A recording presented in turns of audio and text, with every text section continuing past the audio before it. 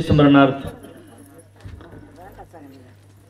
दत्तभक्तीपरायण साईनाथ महाराज वसमतकर, बिदनाळकर, बरबडीकर. आता एवढंच नाव महाराजांचं मर्यादित राहिलं नाही. महाराजांना इतका वेळ झाला, त्याचं कारणही असं आहे की जया अंगी मोठेपणात यातना कठीण. महाराज आता आपल्याच जवळ भक्तांचेच होते, परंतु आता आपल्या भक्तांच्या व्यतिरिक्त त्यांना महाराष्ट्र शासनाने ब्रँड अँबॅसेडर स्वच्छता दूत म्हणून नेमणूक केली आहे. आणि महाराष्ट्रामधल्या जेवढे ITI कॉलेज आहेत त्याचे प्रमुख मार्गदर्शक म्हणून महाराजांची नेमणूक केल्यामुळे आता त्यांचा व्याप वाढलेला आहे. त्यामुळे आपलेच जरी असले तरी ते महाराष्ट्राचे स्वच्छता दूत आहेत. त्यामुळे आणि या सगळ्या संदर्भाचा विचार करून गेली अनेक वर्ष आशिया खंडामधले पहिले महाराज आहेत की ज्यांनी पाकिस्तानच्या वाघा बॉर्डरवर देशप्रेमाचे धडे देऊन स्वच्छता निर्माण करून प्रबोधनाचं काम केलं. कुठल्याही माहूर गडावरती जे काही मठ संस्थान आहेत ते असं एकच आपलं संस्थान आहे की जे सगळ्या माहूरला पुरणपोळी जेवण देते आणि त्याचा आपला मुलांचा सहभाग त्यामध्ये असतो. एवढंच नाही तर उंच नीच काही नेने भगवंत तिष्ठे भावभक्त देखून या. दाशीपुत्र कन्या विदुराच्या बक्षी दैत्या घरी रक्षी प्रल्हादाशी ह्या तुकाराम महाराजांच्या न्यायाप्रमाणे सर्व धर्म समभावाची कास हे महाराजांच्या ठिकाणी असल्यामुळे या संबंध गोष्टीचा विचार करून महाराजांना महाराष्ट्र शासनाने स्वच्छता दूत ब्रँड अँबॅसेडर अशी पदवी बहाल केल्याबद्दल आज दरवर्षीप्रमाणे तर कीर्तन दर्शन सोहळा आपला असतोच, परंतु या निमित्ताने आम्ही आपल्या वतीने सर्व गावकऱ्यांच्या वतीने भक्तगणांच्या वतीने नागरिकांच्या वतीने समस्त गावातील नागरिकांच्या वतीने एक भव्य नागरी सत्कार म्हणून महाराजांचा आपण सन्मान चिन्ह देऊन करणार आहोत. तर दरवर्षीप्रमाणे आपल्या वडिलांच्या पुण्यस्मरणार्थ कार्यक्रम करणारे जिल्हा परिषदेचे शिक्षक तथा सामाजिक कार्यकर्ते हनुमंतराव पाटील वानोळे, त्यांच्या सौभाग्यवती उज्ज्वलाताई वानोळे, त्यांचे ज्येष्ठ पुत्र गोपाळ वानोळे, त्यांचे कनिष्ठ चिरंजीव विष्णुकांत वानोळे, आई श्रीमती अंजनाबाई वानोळे, हे संबंध कुटुंब आपल्या सगळ्यांच्या वतीने मी आणि त्यांची भावजय त्यांना मी विनंती करतो की आपण महाराजांची ही खरं म्हणजे मला असं वाटतं की दत्तवाणीच आहे महाराज आपल्या मुखातून. कारण मला महाराज गेल्या वर्षी म्हणाले होते की तुम्ही या पदावरती राहणार नाही, तर मला आता केंद्रप्रमुख पदी नेमणूक आता 2 महिने झाले मिळाली आणि नायगाव तालुक्यातल्या 36 शाळांचं समायोजन करण्याचं काम माझ्याकडे प्रभारी का होईना पण आलं. ते आपली वाणी आहे. म्हणून मलाही या मध्यरात्री तुमच्या साक्षीने असं सांगायचं आहे की तुम्ही जे बोलता त्याच्यात साक्षात्कार नक्की होईल. आणि त्या निमित्ताने आमच्या सगळ्यांच्या वतीने गावकऱ्यांच्या वतीने मी आता नाव घेतलेले वानोळे सर आहेत, त्यांच्या पत्नी आहेत, सुपुत्र आहेत, आई आहेत, भाऊजे आहेत, या सगळ्यांना विनंती करतो की आमच्या सगळ्यांच्या वतीने सन्मान चिन्ह देऊन पुष्पगुच्छ देऊन महाराजांचा सन्मान करावा.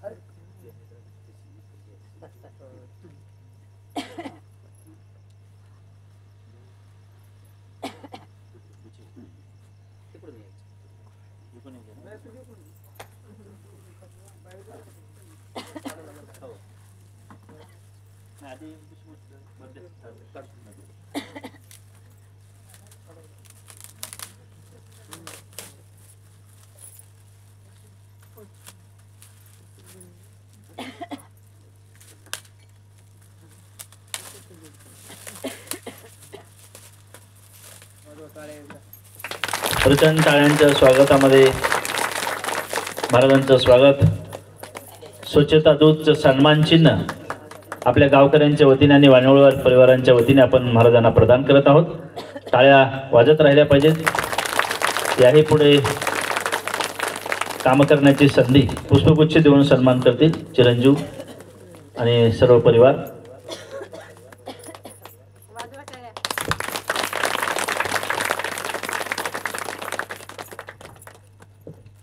महाराजांनी हा सन्मान आपला स्वीकारलेला आहे.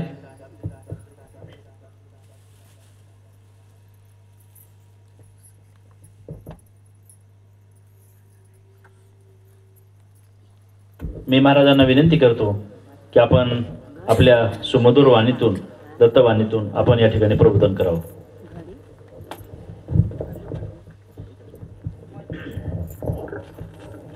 ध्यानमूलं गुरु मूर्ती पूजामूलं गुरु पद मंत्रमूलं गुरु वाक्य मोक्षमूलं गुरु कृपा.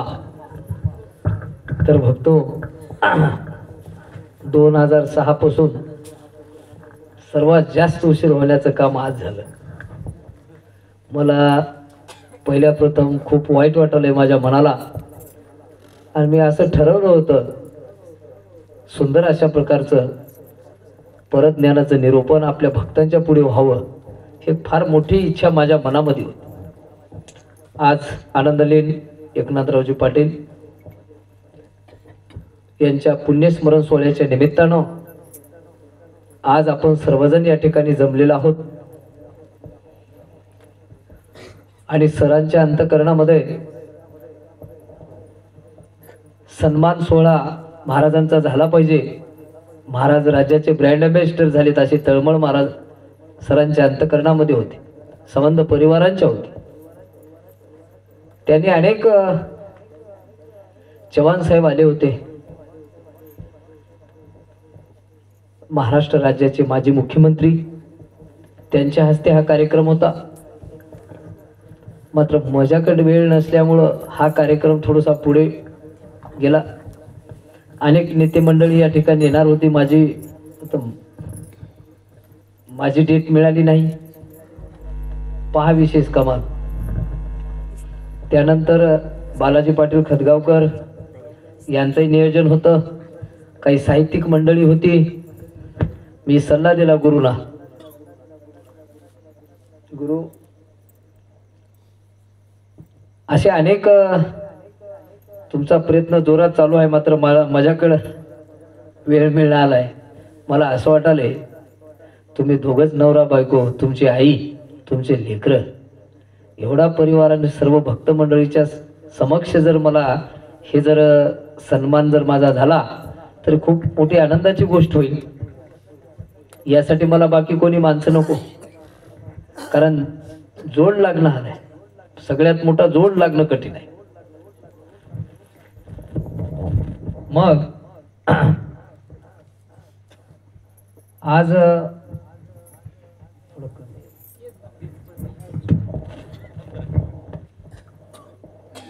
संभाजीनगरमध्ये होतो, संभाजीनगरहून परतूरमध्ये आलो, रात्री परतूरमध्ये होतो, दिवसा माजलगावमध्ये होतो बीड जिल्ह्यामध्ये, नंतर परभणी जिल्ह्यामध्ये आलो. आजच लगेच लोह्यामध्ये आलो आणि फिरत फिरत फिरत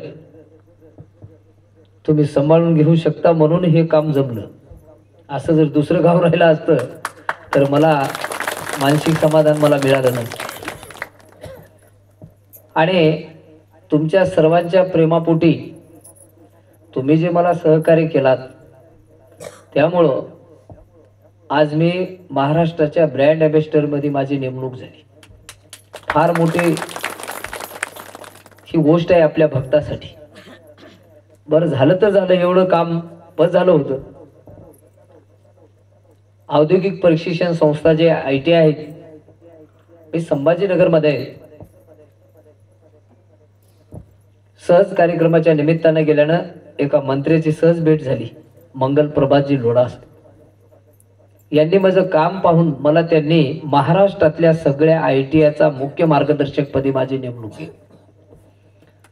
दिवसा ITI करणे, संध्याकाळी कीर्तन करणे, हे काम वानोळे सर बघून ते म्हणले महाराज मला तर काहीच मन वाटणार नाही म्हणले, तू काहीच बोलू वाटणार आहे मला, तुम्हाला बोलणं म्हणजे मला रडू आले म्हणले सगळं काम बघून. काय एवढा मोठा व्याप, प्रचंड व्याप. आणि त्यामध्ये माझी 1 महिना गाडी, 1 ते 1.5 महिना गाडी माझी खराब झाली होती. अनेक गाडीच्या प्रवासाच्या माध्यमातून काम करत असताना आजही अशीच अडचण आली परत सगळ्या काम करत असताना. आणि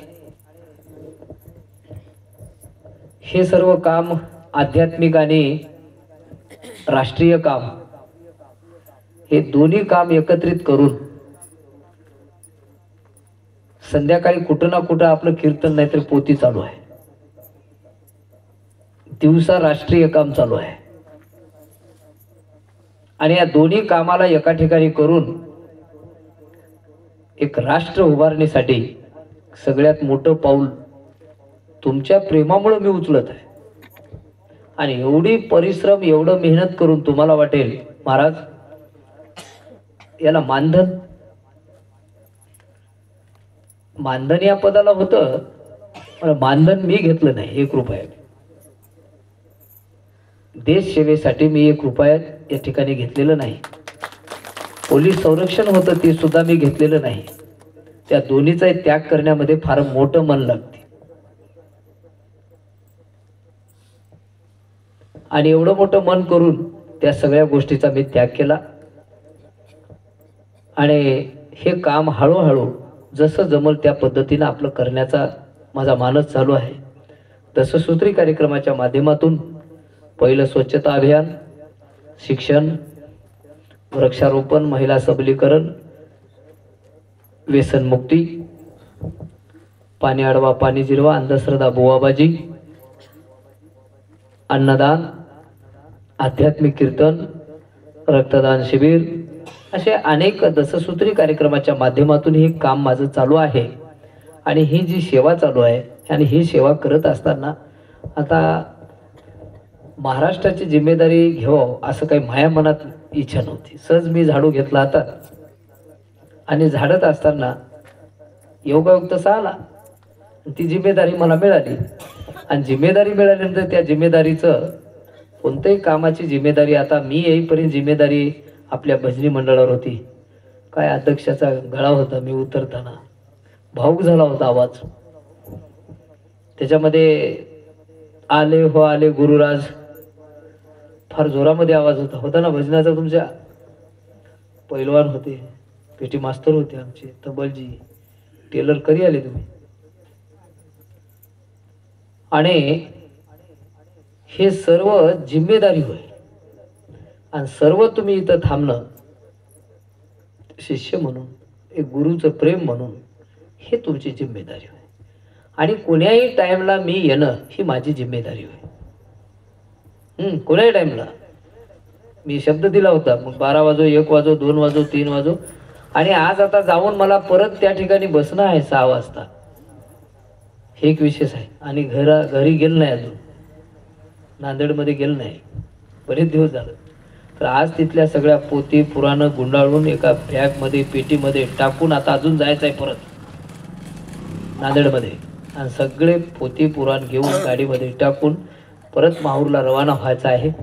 5 वाजतील, 5:30 वाजतील आणि त्या ठिकाणी मला जावावं लागेल. आणि हे वर्ष असं वर्ष झालं म्हणून असं नाही, पुढच्या वर्षी असं होणार नाही. त्या सगळ्या गोष्टी एकदाच अनावधानानं, जसं न सांगता जसं पाणी आलं की नाही, आपल्याला अतिवृष्टी झाली, येणार नाही असं वाटायचं, भरपूर पाणी आलं, तसं अचानक हे लोंढा आला आज कार्यक्रमाचा. आणि तुमचा आमचा संवाद जे व्हायचा ते नाही झाला. आणि तुमच्या प्रेमापोटी हे सर्व काही बाजूला सारून, ड्रायव्हरला रस्ता माहीत नसल्यामुळं, तुम्हाला वाटेल गाडीमध्ये झोपलेत काही महाराज, नाही, आत्ता इथं आल्यानंतर मागं बसलो मी फेटा बांधायला. मी जागीच होतो, त्याच्यासोबतच होतो. आणि अशा प्रकारचं काम आपलं करत आपण सर्वांनी 7 दिवसाच्या सप्त्याला यावं. आता सकाळपासून सप्त्याला सुरुवातच आहे. उद्या उसनिया 3 तारखेला आपल्या पुरणपोळीचा कार्यक्रम आहे. हा 3ला, हा 2ला संध्याकाळी तुम्हाला यावं लागेल. 3 तारखेला प्रगट दिन सोहळा आहे आणि आपल्या पुरणपोळीनं कार्यक्रमाची आपली हे सांगता होत असते. आणि दत्त जन्म प्रगट दिन सोहळा उत्साहामध्ये साजरा होत असतो. ज्या एकनाथ पाटलांनी जे मुहूर्तमेढ रवली नामस्मरणाची, भक्तीची, आणि त्या माध्यमातून त्यांनी अनेक प्रत्येक माणूस या समाजातील प्रत्येकाला बोलावून आपला हा संप्रदाय कसा आपला नामामध्ये घेता येईल आणि त्यांना कसं मार्गदर्शन करता येईल अशा प्रकारचं त्यांच्या अंतःकरणामध्ये होतं. आणि ते हळूहळू त्यांच्या या पुण्यस्मरण सोहळ्याच्या निमित्तानं अन्नदान आणि नामस्मरण ह्या सर्व गोष्टी चालू आहेत. आपल्याला सर्वांना वाटलंय सर काय करतात, त्यावेळेस येत नव्हते वडील असताना, जास्त बोलायचे ते आपल्याला, मात्र आपल्या संपर्कात नव्हते. तुम्हालाही चिंता होती त्या गोष्टीची, कसं होती. सरांना हे आकाशवाणी झालेली होती, वडिलाची, गुरुची, एक आकाशवाणीच्या निमित्तानं ते काम आपलं मोठ्या प्रमाणात चालू आहे. आणि त्यांनी हे पुण्यस्मरण सोहळा प्रेमानं अगोदर तारीख घेत असतात, कोणता टाईम घेऊ काय नाही महाराज. आणि वडिलाच्या अंतःकरणामध्ये कार्यक्रम हे समाज हा कोणत्याही दिशेने जाऊ नये आणि कोण्याही दिशेने जर गेला तर समाजाची दशा होईल. यासाठी एखाद्या जनावराला एखाद्या खोट्याला बांधून टाकल्यानंतर जसं जनावर एका ठिकाणी थांबते, तसं माणसं हे कोण्यातरी भक्ती मार्गामध्ये असले पाहिजेत, हे अंतःकरणामध्ये त्यांच्या भूमिका होती. माणूस जर एक वेळेस गेला तर त्याची दशक्रिया होणं कठीण झाली, तेरवी होणं कठीण झाली, त्याच्या नावानं अन्नदान होणं कठीण झालं की नाही, कित्येक जणांच्या झालं. मात्र त्या निमित्तानं एकनाथ पाटलाच्या पुण्यस्मरण सोहळ्याच्या निमित्तानं हा सतत हा जो कार्यक्रम होत असतो, याच्या पाठीमागे आपल्या मुलाची ही किमया आहे, नवरा बायकोची किमया आहे. हे धन्य पुत्र वंशी कुळदीपक, धन्य ते पुत्र, धन्य ते वंश, आणि त्या कुळामधला तो दिवा की जो जन्माला आल्यानंतर आपल्या आईवडिलाचं स्मरण म्हणून, आठवण म्हणून हा कार्यक्रम या ठिकाणी ते करत असतात. आणि त्यांच्या आईला सुद्धा एक मानसिक समाधान वाटते की आपला मुलगा आपल्या वडिलाचं कार्यक्रम करतो, त्या निमित्तानं काहीतरी करावं, स्वच्छता झाली पाहिजे, शाळेमध्ये काहीतरी देण्याचा योगायोग होता. ह्या सगळ्या गोष्टी शैक्षणिक साहित्य म्हणा, काही म्हणा, अशा कोण्यातरी कामाच्या निमित्तानं, आपल्या वडिलाच्या निमित्तानं हे काम सर्व समाजापर्यंत, घरापर्यंत, गावापर्यंत पोहोचलं पाहिजे. हे करण्याच्या पाठीमागे भूमिका अशी आहे की हे काम बघितल्यानंतर अनेकांना, आपल्याला सुद्धा, आपली आई असो वडील असो, हे करण्याचं एक प्रत्येकाला एक वळण लागलं पाहिजे, त्याचं अनुकरण करता आलं पाहिजे, त्या माध्यमातून ते काम करता आलं पाहिजे.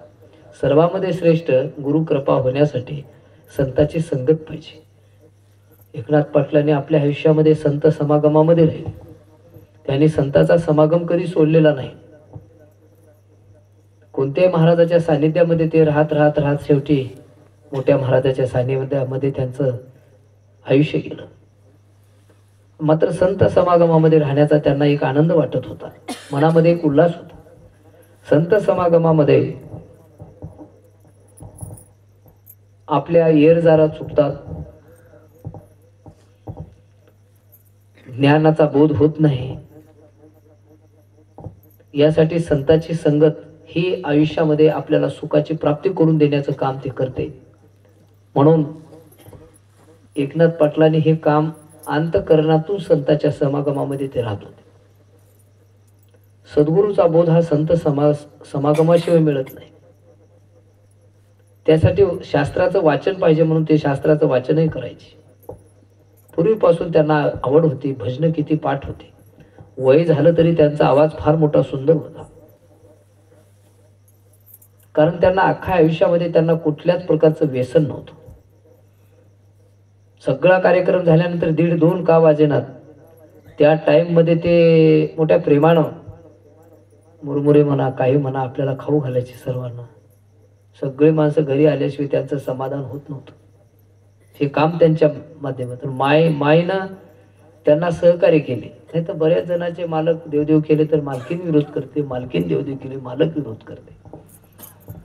माय जर म्हणले असते काय हो कोणता महाराज उगं घेऊन फिरायला गुणांना बसा म्हणलं तर बसावं लागत होतं. मात्र माईनं एकनाथ पाटलापेक्षा एक पाऊल पुढे टाकून एक तळमळ होती त्यांच्या अंतःकरणात. मग आईवडिलाची सेवा देव मंदिर में नहीं है, मस्जिद में नहीं है, चर्च में नहीं है आणि देव देवाऱ्यात नाही. तुम्हाला सगळ्याला वाटते देव आहे देवाऱ्यात. ठीक आहे, देवाऱ्यात देव जर असला असता एक दिवस तुम्हाला लग्नाची मूळ पत्रिका आली, एकच दिवसाची, लग्न एकाच दिवसाचं असते. सगळ्याच कुटुंबाला जावं लागते मूळ पत्रिका म्हणल्यावर. नवरा बायको लेकरं बाळ नातू हे सगळे एकदा गाडी केली लग्नाला. मग जाताना देवाऱ्यावर देव असताना कुलूप लावून का जाता? एक दिवस तर त्या देवाच्या देवावर जरा भरोसा ठेवून बगर कुलपाचा जर गेले असते, मलाही वाटलं असतं की मला खरंच देवाऱ्यावर देव आहे. मग घराला कुलूप लावून देवाच्या देवापेक्षा कुलपावर भरोसा आणि कुलपापेक्षा शेजाऱ्यावर भरोसा. पुन्हा शेजाऱ्याला सांगायचं थोडं लक्ष ठेवा, आता येतं आम्ही 4 वाजेपर्यंत. तेवढ्यावर भरोसा नाही, पुन्हा CCTV कॅमेरा. मग देवाऱ्याच्या देवाचा बाप कुलूप होय, कुलपाचा बाप शेजारी होय आणि शेजाऱ्याचा बाप CCTV कॅमेरा होय. मग देव आहे का? देव फक्त माणसात आहे, आईवडिलामध्ये आहे. ज्या आईवडिलामध्ये देव पाहतात, ही सेवा आपल्याला सांगितली, ती सेवा अंतःकरणातून आपल्याला करावी लागते. आणि हेच काम सेवेचं व्रत सरांनी. असे अनेक जिल्हा परिषदेचे शिक्षक आहेत, सर्व शिक्षक माझ्या जवळ आहेत. अनेक शिक्षकाच्या सानिध्यामध्ये मी राहतो. मस्त आपल्या पेमेंट पुरतं काम चालू आहे आनंदानं. काही टेन्शन आहे काय कुणाचं? इथे सर बाजूला उजव्या हाताला बसून आता सरची तळमळ तेही मला लक्षात आहे. सर तुम्ही जे आता विषय बोलला महाराज, असाच भाग्य हे प्रत्येक माणसाला बनविण्यासाठी भाग्य. आता हे सर्वजण इथं जे थांबलात, थोडं काहीतरी भाग्य बनवा. भाग्य बनलं पाहिजे.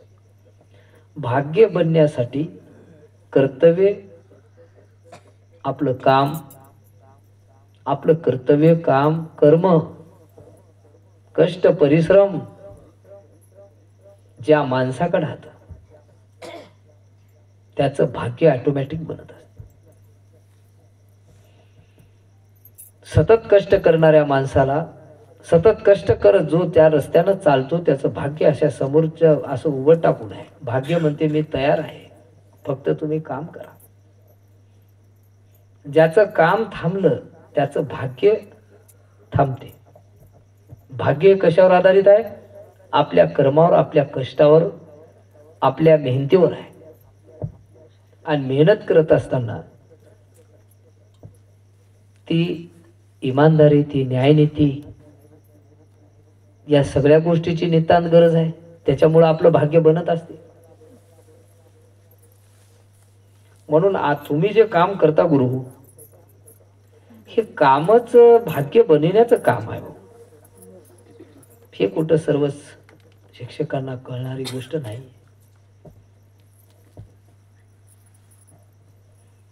म्हणून हे आता सर करालेत काय होय? हे करालेलं कर्तृत्व होय, काम होय करालेले गुरुनं. पुण्यस्मरण सोहळ्याच्या निमित्तानं मोठेपणानं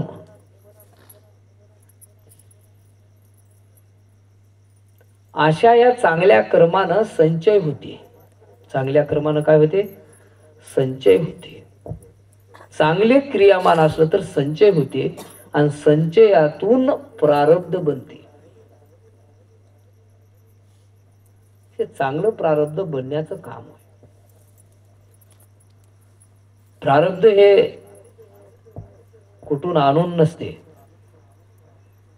नाही मोठा माणूस आहे त्याच्या कपाळाला कपाळ थोडं घासलं तर बरं होईल काही की नाही. मोठा माणूस आहे त्याच्या सावली खाली जाऊन बसलं तर मोठा होईल काही की नाही. या गोष्टी नाहीत. आपल्याला स्वतः त्या कर्तृत्वात आणणं, आचरणात आणणं, कष्ट करणं, मेहनत करणं, परिश्रम करणं, याच्यानं हे सर्व काही भाग्य बनत असते. म्हणून आईवडिलाची सेवा ही सगळ्यामध्ये श्रेष्ठ अशा प्रकारची सेवा आहे. मात्र आपल्याला थोडी सवय बेकार लागली. कशी? माईला गाईत बघायचं,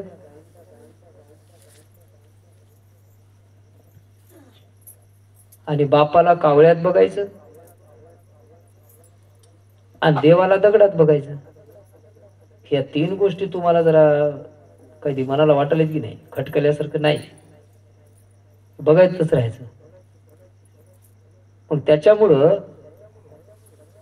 माय बी थोडीशी बाजूला चालली. जरा हे माय नाही गेलं ते माय, हे बाप नाही गेला ते बाप, कावळा बाप.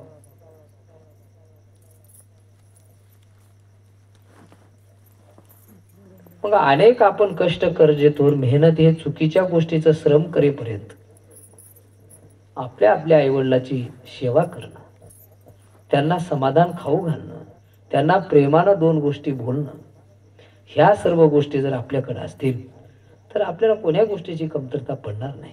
म्हणून हे पुण्यस्मरण सोहळ्याचं एक फार मोठं काम गुरुनं हातामध्ये घेतलेलं आहे आणि चांगल्या प्रकारचं हे काम चालू आहे. आणि सेवा करण्याआधी पाहिजे जोड वागण्याची. सेवा करायच्या अगोदर जोड पाहिजे. घरात जोड नसेल तर काय कशाचं पुण्यस्मरण सोहळा? हा, मुलं जर म्हणले एका दिवशी काय लावल्या म्हणजे तुमच्या बापाचं घरा नाही, हमेशा दरवर्षी तेच चालू आहे तुमचं, म्हणलं तरी बंद होते. जोड आहे, काय हरकत नाही, हे करा, ही परंपरा आहे, हे जोड होय. वागण्याच्या अगोदर निश्चय पाहिजे, निश्चयाच्या अगोदर प्रेम पाहिजे. म्हणून आपण हे काम हे सर्व करण्यामागे जरी एखाद्या लेकराची जरी भरपूर इच्छा झाली मनातून करण्याची, आपल्या बापासाठी किंवा आईसाठी,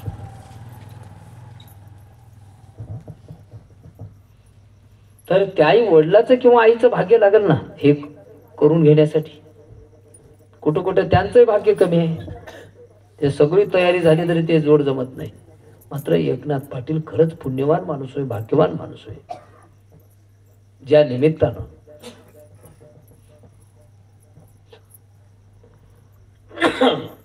गुरु गावात येतात,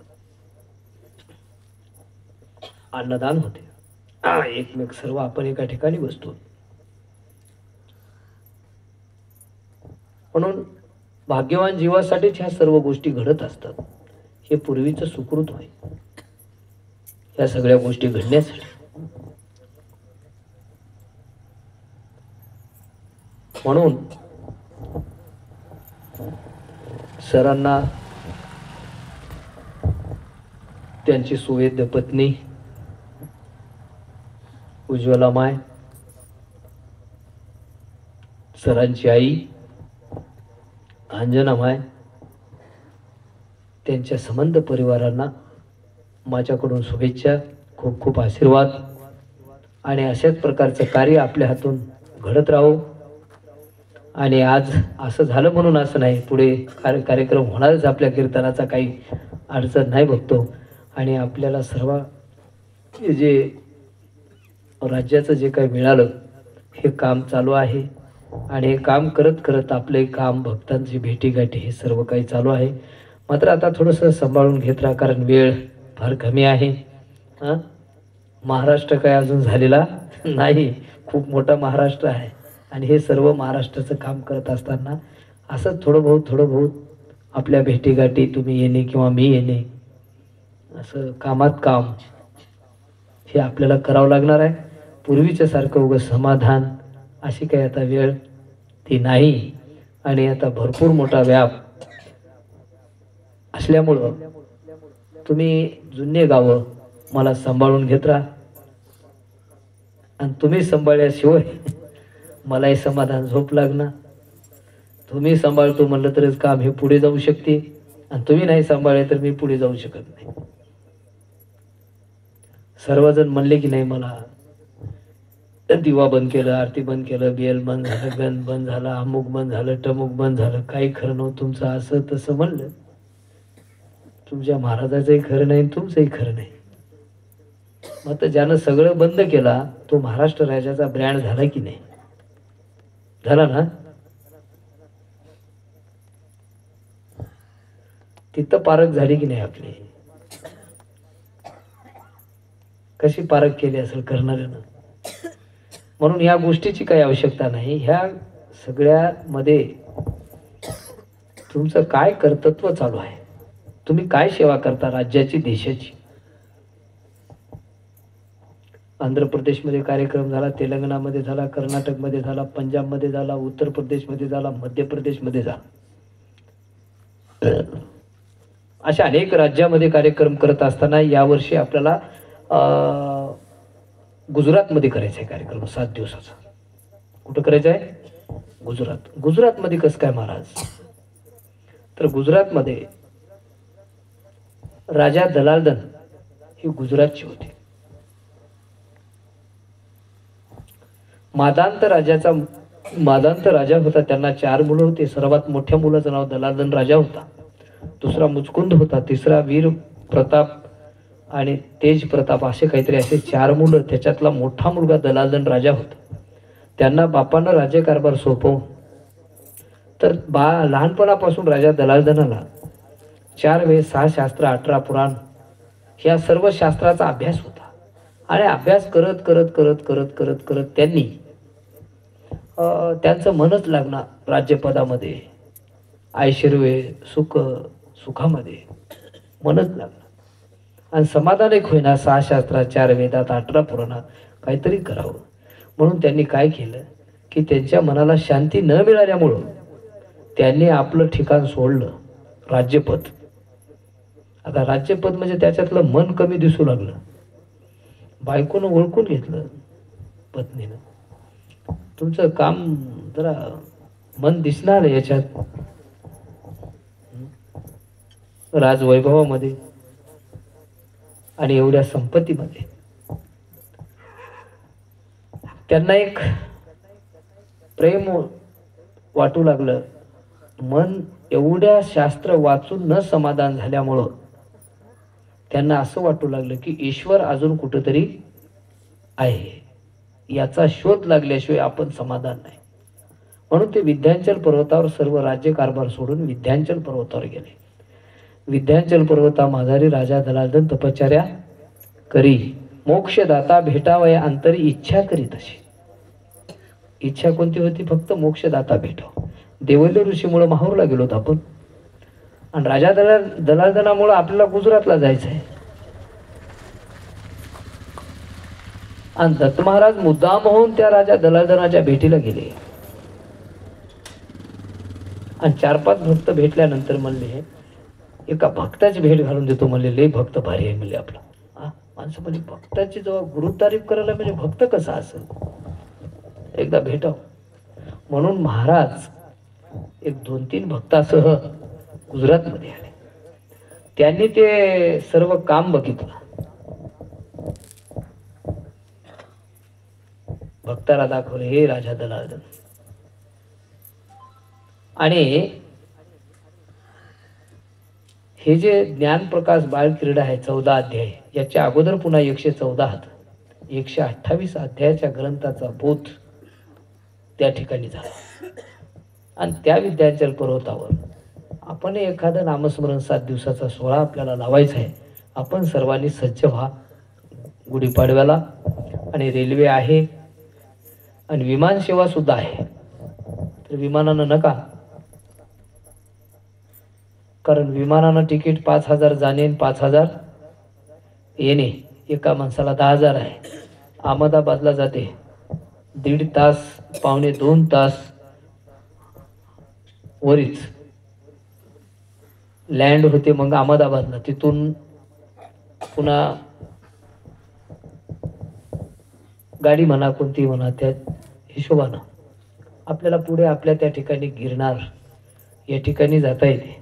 आता त्याच्यापेक्षा रेल्वे बरं 600 रुपयामध्ये आपलं 600 रुपये काहीतरी तिकीट आहे, असं सर्व काही माहिती आता दत्त जन्माला मला येणार आहे. ते तुम्हाला थोडी माहिती म्हणून सांगतो की आपण सर्वांनी त्याही ठिकाणी आपल्याला जायचं आहे.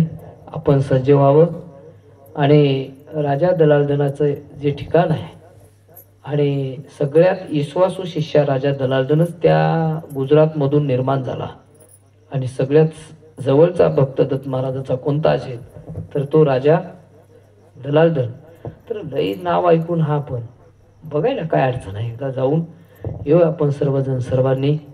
आणि हे सर्व आता बोलत असताना माझ्याकडे खूप वेळ कमी आहे बघतो. आता मला आता घरी जाऊन सगळे ग्रंथ वगैरे तयार करून मला निघणं आहे माहूरला. तरी मला दर्शन घेतलं की सुट्टी द्या आणि तुम्हाला पुन्हा समाधान एखाद्या महिन्याला म्हणा, 15-20 दिवसाला पुन्हा दत्त जयंती झाल्यावर एका दिवशी याच ठिकाणी आपण कार्यक्रम करूया. सद्गुरू महाराज.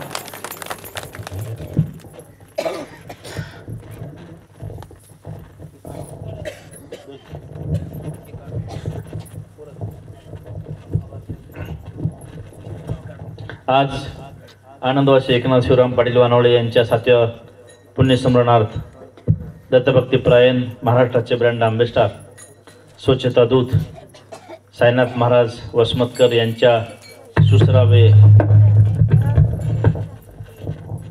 सुसरावे वाणीमधून देव देव्हाऱ्यामध्ये नाही, दगडात नाही असं सांगण्यासाठी फार मोठी ताकद लागते आणि सत्य बोलून समाज प्रबोधन करण्याचा ठसा महाराजांनी आयुष्यभर उमटविला. त्याबद्दल महाराजांचे आपल्या सगळ्यांच्या वतीने मी कृतज्ञता व्यक्त करतो, आभार मानतो आणि सर्वांना विनंती करतो की आपण दर्शन महाराजांचं घ्यावं. दर्शन घेतल्याच्या नंतर महाराजांना जायचं आहे.